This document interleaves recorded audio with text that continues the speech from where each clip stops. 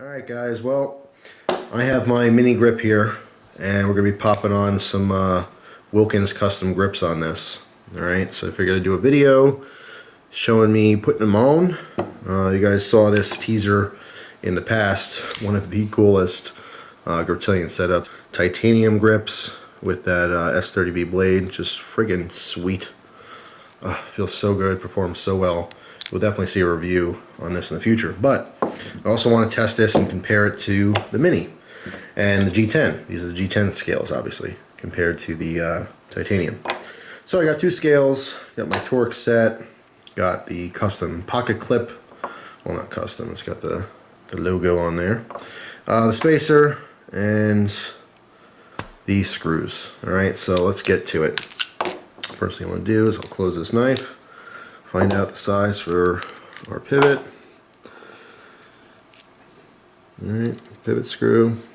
Here we go. That is a T10 looks like. Hold on. Let's see that. Yeah, T10 for the mini Griptilian pivot screw. Just gonna get this loosened up and we'll do our body screws. First, let's get this stuff out of the way. Gotta stay organized, right? With any good project, you want to be organized. Okay, it's pretty much ready to go. We'll save that right there. And let's find the body screw size. Nope.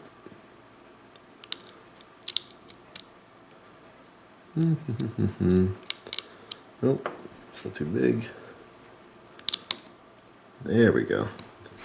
And the body screw, let's see here, T7. All right, T10 on the pivot, T7 on the body. Okay. Again, I want to stay organized here. I'm actually going to pop the body screws out. Come on, you little bugger. There we go. Let's put the original screws over there. Okay, one down here.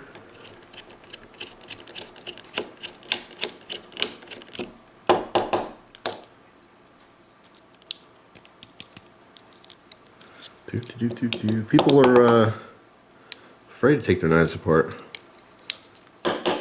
Usually not that complicated. As I struggle to get the screw out. Okay, let's put those in the red so I can see where they are. Okay, let's take the pocket clip off too. Pocket clip. And now the other body screws.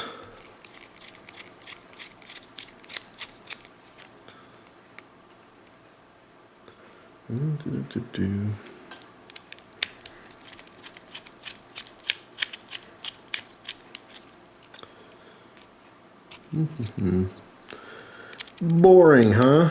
Nah. If it was boring, you would have clicked off already. You, my friend, like knives. That's what you're watching. Or maybe there's just nothing else to watch. It's happened to me too.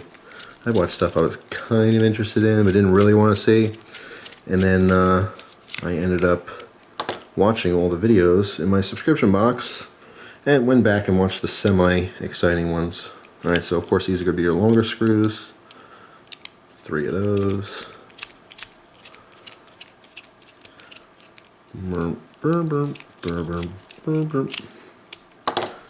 It's like watching plants grow, huh? Alright, one more. We're getting there, folks. We're getting there. Now the center screws basically hold the internals together. When you take this apart, it's like a plastic overlays almost, and then you have the whole body of the knife on the inside. It's like a separate thing, which you'll see in a second. Okay, so now swap back, put that T10 in, take our pivot screw out the rest of the way. Okay, don't want to lose that pivot screw. Let's put it right there. And of course the female side. Come on, you bugger. There we go. Okay, so now there's nothing holding this knife together. Alright. Give us a little wiggle. little wiggle wiggle because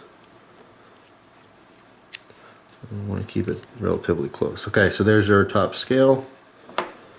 And you can see what I'm saying. The plastic, the scale is plastic. It's a molded thing with some inserts for the screws. But the internal piece is its own thing. That's all of your stainless liners and the mechanism. Here's your omega spring for the axis lock and so on and so on. So let's I forget. I think I can pop this on. I'm wondering, I could probably pop this on, flip the knife over to the other side. Yeah, I can do that. I can at least put one screw in. So I'm going to put one of the shorter screws in. Okay, remember those long ones are the outside screws. Uh-oh. Is the bit? Yes, it is. Okay. This is basically just holding the scale together on the front side, so I can maybe flip it over and do the back scale.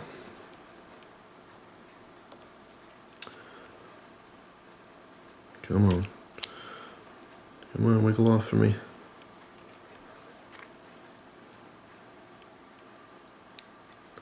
Am I missing something? Damn, I don't want to take the blade out. We will anyway. There we go. That friggin' pocket lint. Now you can do this without moving the blade. Makes your life a little easier. But whatever. I didn't. So it is what it is. Okay, take another little screw. A little screw in there. Again, just to hold the scale against the body. Okay, and I screwed in too much, didn't I? Thinking, come on, Jeff, is this educational? Watching someone guess. What I'm doing is I'm putting the washer on the back part of the blade. Alright, fishing this through. Let's try that again. This is the hardest part, basically, or the most frustrating part, I should say, to most people. Let's get this lined up here. Okay, so I'm going to lift the blade up a little bit. Basically lining both of those up. Okay, so now let's see this is through. Push this back. Right there. Okay. So, now that the washer's lined up on one side, put in the back part. You'll rotate this until it drops in. Okay, so it pushed in a little bit. I want to flip it over. Make sure things are still lined up here properly. Oh, something moved on me.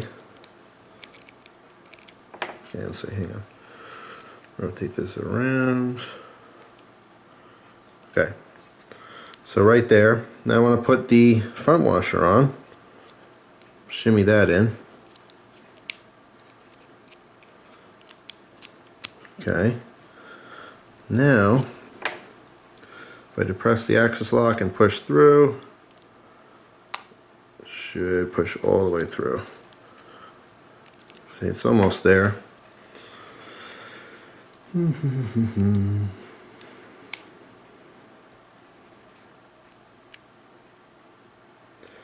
off just a tiny bit.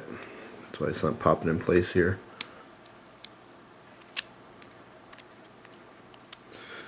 Hang on a second. There we go. Okay, so it's all the way through.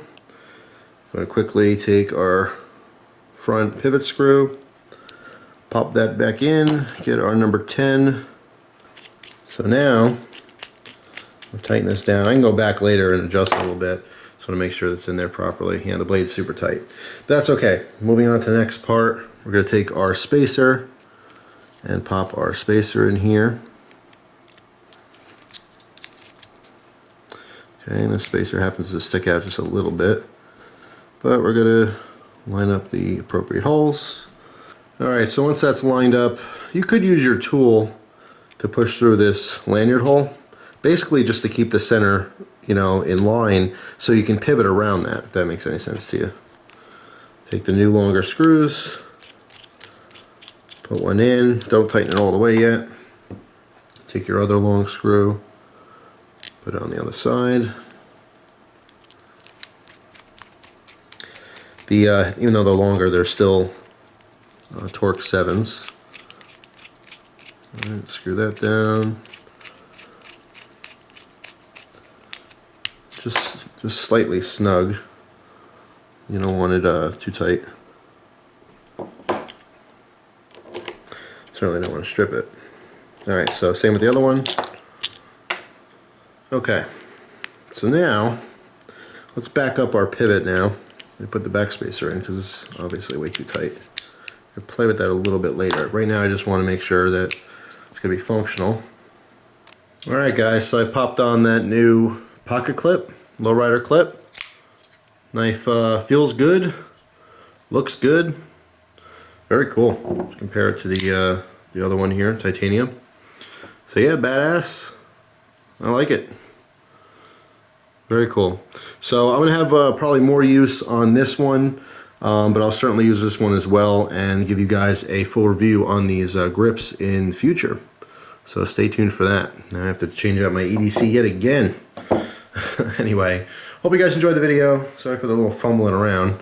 Sometimes it's a learning experience as well. This is a very straightforward deal here. Popping off the old scales, put the new ones on. The only real trouble that you can have or run into is with either losing parts, which I recommend you sit at a nice table, you know, or do this. I've actually taken knives apart in Frisbees before, if that makes any sense. You put a Frisbee upside down, work on it, drop a screw, lands in the Frisbee, it doesn't fall off. Even better are those little magnetic things that hold screws for, like, you know, working on cars, which I actually have, I just don't have it in front of me. So it's stupid of me not to be using it right now. But anyway, the only real frustrating part is lining up the blade again. If you happen to pop yours out in those washers, you want to make sure that both washers get back in. And now that I did do that, I will probably hit this with 2 drops of oil just to lube those back up. But anyway, that's all. Hope you guys enjoyed the video. Thanks very much for watching, and I'll see you soon. Have a great day, guys.